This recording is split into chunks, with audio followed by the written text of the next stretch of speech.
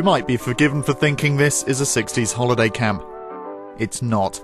It's lunchtime at the government's top secret biological and chemical research centre at Porton Down in Wiltshire. At the height of the Cold War, public anxiety grew about the goings-on at Porton. In an attempt to allay public fears, this propaganda film was released. Although television and newspaper cameramen have spent many hours in MRE, they almost always only represent the work carried out here by this. Yet this glossy image hides a sinister tale of secrecy at the highest levels of power. The West was being used as a vast testing ground for Porton's biological warfare research programme. It's, I think, inconceivable that that would be done now, but times were very different then. I think that the Cold War was very much in people's minds, and there was a concern that the UK was particularly vulnerable to a germ warfare attack from an aeroplane going down the coast or from a ship offshore.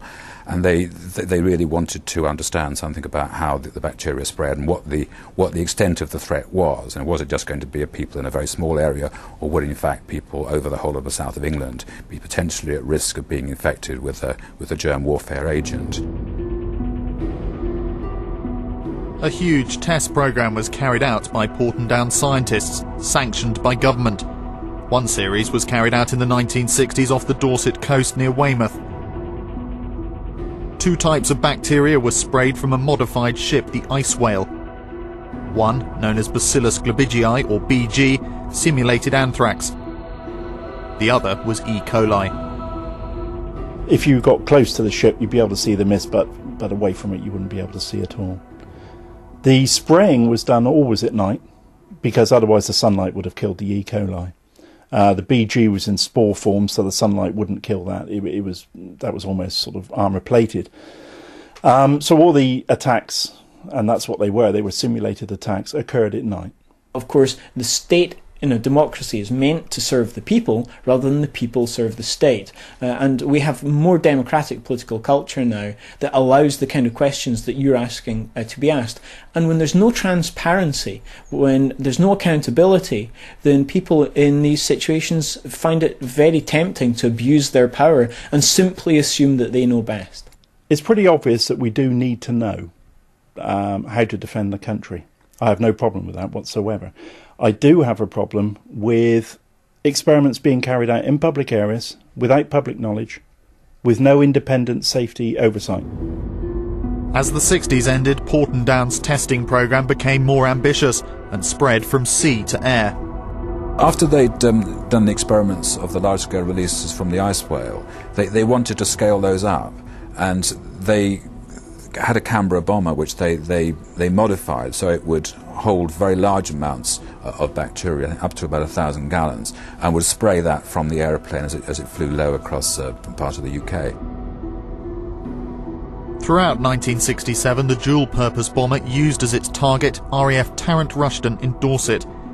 Yet the bacteria being sprayed would have been carried some 50 miles on the wind towards Somerset.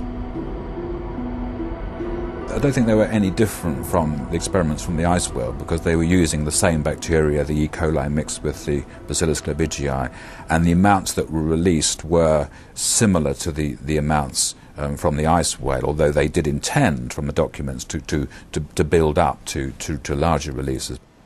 In the late 90s, Professor Brian Spratt, now based at Imperial College in London, was asked by the Defence Ministry to independently review the potential health implications of spreading bacteria over populated areas. Well, I was really looking at the experiments from about the early 60s through to the mid-70s, and I was given access to all of the scientific reports that had been released under the 30-year rule, and a couple of documents which were still at that time classified, which were the sort of the basic laboratory internal laboratory reports about these experiments that were carried out in the south of England, spraying the bacteria across the Dorset coast, and a few other experiments that were carried out. The report focused on all trials carried out by Porton Down from the 60s to the mid-70s. It concluded that on the whole the tests were safe, although it did add that some people suffering from chronic illness could have been infected. These people would have been unaware of the secret military activities in the area. Nobody knew about these, but these were very secret, and so certainly if there had been a small cluster of cases of pneumonia, for example, then they certainly wouldn't have been picked up, because everyone gets pneumonia. Well, not everyone, but pneumonia is a relatively common disease, and so doctors would not, I think, have known that anything odd was going on. So that's, I think that's one of the interesting things, that these releases were done on a public that were completely unwittingly exposed to these agents, and something I think we wouldn't contemplate doing, the MOD wouldn't contemplate doing now, but at the time it was considered to be justified. Justified or not, the report did highlight some concerns over safety. It stated that 4 of the trials were even more risky. There were a couple of batches which had a rather higher level of contamination, and they were still used. They were put into mice, they didn't kill the mice, and so the contamination was not thought to be important. I did think it was slightly odd that they did decide to spray those particular suspensions, given they had a significant level of contamination with bacteria that weren't very well characterized. Recently, ITV West obtained previously classified documents from the Public Records Office. These detailed 6 secret trials carried out in 1968. Although this time was covered by Professor Spratt's report, he says he had no knowledge of them before we showed him the documents. Was he, like the public, being kept in the dark? I'm surprised to hear that, because I did try and get hold of all the documents, and I think if the MOD is going to go to all the trouble of having an independent report, they should show me all the documents. I think just to try and sort of hide them and not even tell me of their existence, I think is not a very sensible way to behave. The papers relate to a unique set of tests, which were different because they served no scientific purpose. Porton's intention was purely to show off its capabilities to representatives of the armed forces. As a public relations exercise, live bacteria were again sprayed across Dorset. By the early 70s, scientists at Porton Down had begun discussions with the Americans about sharing their expertise on biological warfare. The UK had the technology to tell what germs were being used in an attack, while the Americans could detect their approach. At the time, the only other people in the Western world or other NATO countries that were working on such a project were the Americans, and they had 2 very good systems. So the chiefs of staff somehow managed to persuade the Americans to come over here and collaborate. The 1971 details, we were told quite a few years ago, and they did produce a document, Field Trial Report number 12, which showed trials procedures. Trials results weren't mentioned too much in there. There was even, we found out recently, a press release prepared should members of the public have found out that this was occurring in 1971. But in there was a slight lie was told. I've got to call it a lie because that's what it was. And they said that no live bacteria were sprayed at all, where in fact we know that they did spray BG live. And here's the proof. The draft press release, approved by the Under-Secretary of State for the Army. It stated that the spray used a harmless aerosol cloud of killed bacteria to simulate such material. What definitely wasn't for public gaze was this top-secret document. It says one element of the trials involved viable or live bacteria. These joint trials with the Americans took place in November 1971. 4 years later, Uncle Sam returned. The latter trials, 1975, the DICE trials, Professor Spratt wasn't told that these trials existed. 24 experiments were conducted with yet again a ship spraying bacteria. This time they strapped a Land Rover to the ship because they didn't have the ice well to be able to use, so the Land Rover provided the spraying equipment. They set up the detection systems at Portland Bill in an Admiralty underwater weapons establishment, and it was a very successful operation. Well, you showed me some documents which I've not seen, and as far as I remember, and looking at my report, most of the experiments and reports that I saw from 1972, 3, 4, 5 were either testing equipment or protection of buildings or decontamination of personnel carried out at Porton Down, or they were testing the vulnerability of ships out at sea. I've not seen any experiments from 1975 which were releases over public areas. And I think I should have seen them, or been told about them. We asked Porton Down why it had failed to give Professor Spratt details of the trials in 1968 and 1975. ITV West had to supply the centre's press office with details of the 1968 tests. It has since told us the trials were safe, and it hadn't withheld documents. So how have things changed over the last 30 years? In part 2, we look at how the recent anthrax attacks in America sparked a new round of tests in the UK in what some see as a return to Cold War paranoia.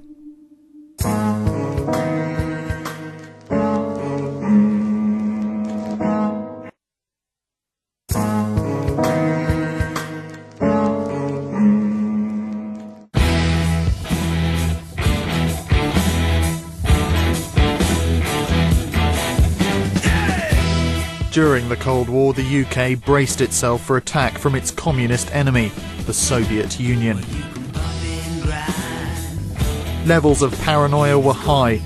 People were living in constant fear of what might happen.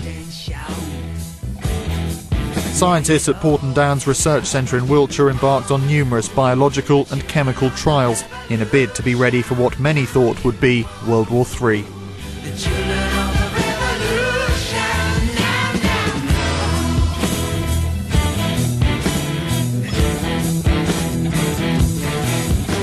Today, the threat has changed.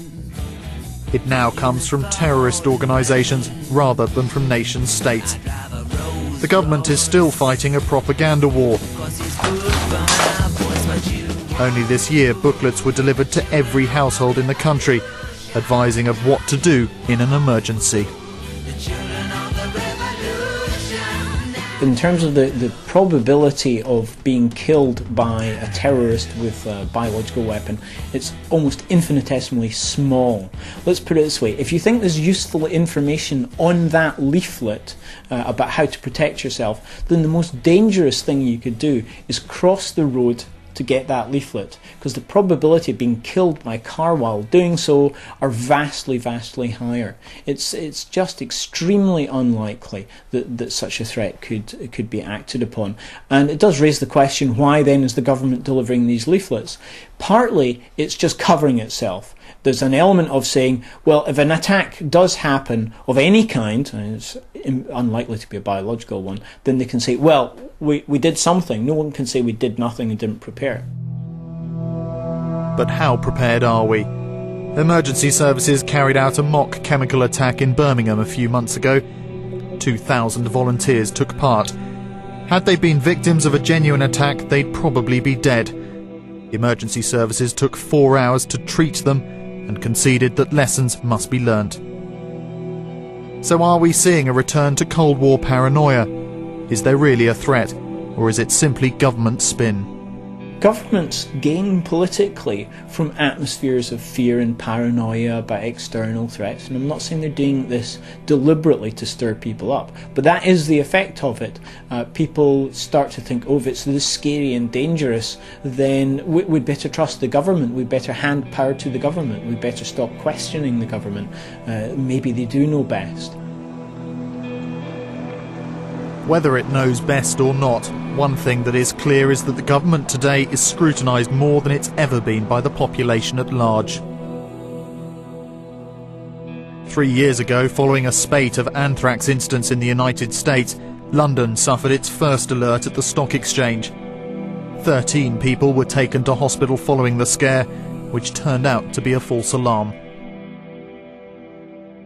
These incidents have demonstrated that the contingency plans that have been developed by our frontline emergency services, both within the NHS and the police too, are effective and can be deployed rapidly.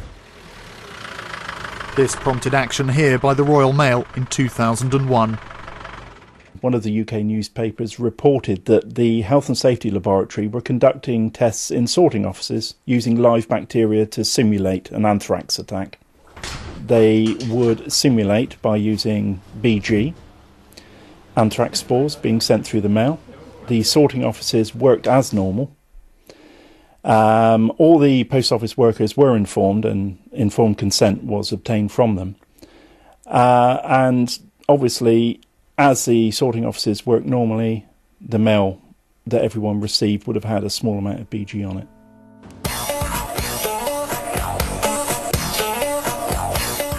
The purpose of the test was to measure how the Postal Service would cope in the event of a terrorist attack.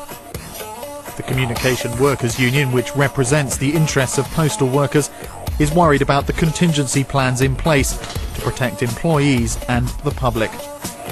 Because of what happened in 9/11, also the attacks in the postal system in America, there was a lot of systems that have been put into place, and we've been putting pressure on the employer in regards to making sure that our workforce are safe, and obviously more importantly the general public are safe.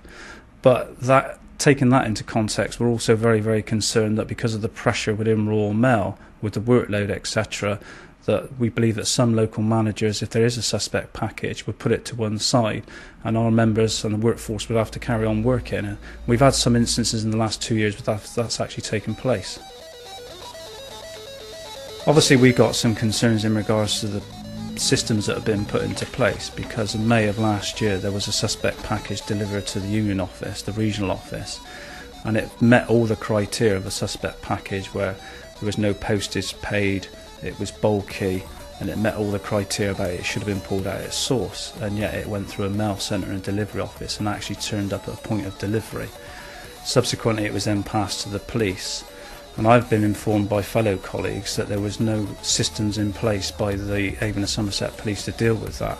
I believe that's subsequently now changed, but it does show that although there are agreements and documents and safe systems of work put in place, that obviously from May of this year that still is not necessarily the case. Porton Down declined to comment on its involvement in the post office tests, saying it would not be prudent to give specific details of when and how its expertise is used. However, documents we've seen show it did assist the Health and Safety Laboratory. Royal Mail says security measures are in place. Although postal workers involved in the tests gave their consent, some question whether they were really aware of the simulant being used. The difference in this experiment to past experiments is that the post office workers did give their informed consent. They were told this is BG. Whether they were told how safe it was, I don't know. Whether they were told whether it caused food poisoning, I don't know. At the height of Porton Down's Cold War research, servicemen asked to volunteer for tests say they were kept in ignorance. In 1953, a 20-year-old airman, Ronald Madison, died shortly after coming into contact with the nerve gas sarin. He and hundreds of others had gone to Porton, thinking they were helping research into a cure for the common cold. Some thought they were taking part in physiological tests. I was told it was common cold research, and so I volunteered. I was a medic. I was working in an RAF hospital. I thought that common cold research was a worthwhile thing to do. And there were two other incentives, which obviously were worthwhile at the time. They offered an extra 2 shillings a day, which seems ludicrous by today's standards. And, of course, a weekend pass, a chance to get home and see the girlfriend. A second inquest into Madison's death has just concluded, over 50 years since he died. It recorded a verdict of unlawful killing. Those veterans who survive today, including ex-serviceman Ken Earl, claim their health has been affected by the tests carried out at Porton Down. In my early 30s, I was diagnosed as having ankylosing spondylitis, which is an affliction of the spine. I have 2 areas of my spine that are seized up. Generally, I think that the experiment with sarin has affected my nervous and immune system. I think today people are more aware of biological warfare. In the past, it was always sort of a scary thing that was kept out of the way because nuclear annihilation was probably more on people's minds than biological warfare. Nowadays, because we know that biological warfare is cheap, people are more educated, we understand it's cheap, it's easier to do. I'm not going to say it's easy to do, but it's easier to do than, say, nuclear warfare or even chemical warfare. It is on people's minds, yes, but it's always been there. That danger has always been there. Well, I think the threat of the very large release, the hundreds of gallons from an aeroplane, probably is pretty low. Because that was very much the nation state, that was the Russia particularly producing huge amounts of many BW agents. We're now talking very much more about small releases. I don't know how you evaluate a risk. I think there is a risk.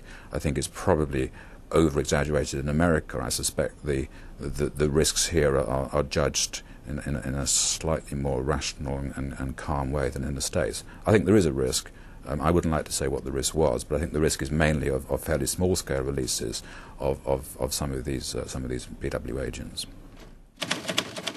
Whatever the risk today, those in power have changed the way they deal with secret documents.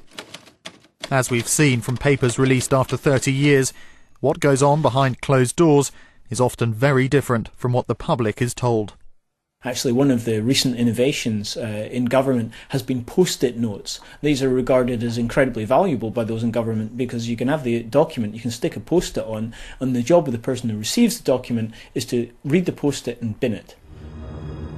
Porton Down continues to contribute to the defence of Britain today, just as it did during the Cold War. We'll have to wait 30 years before getting any clue as to what it's involved in now. No one would argue against the need for a degree of secrecy, but how much access should the public have to information about the workings of the state? In the interests of national security, for you and for me, it is necessary to keep a small amount of MRE's defence work secret. No work is undertaken on the development of munitions for the spreading of diseases. The research is limited to that necessary to enable an effective means of defence to be devised.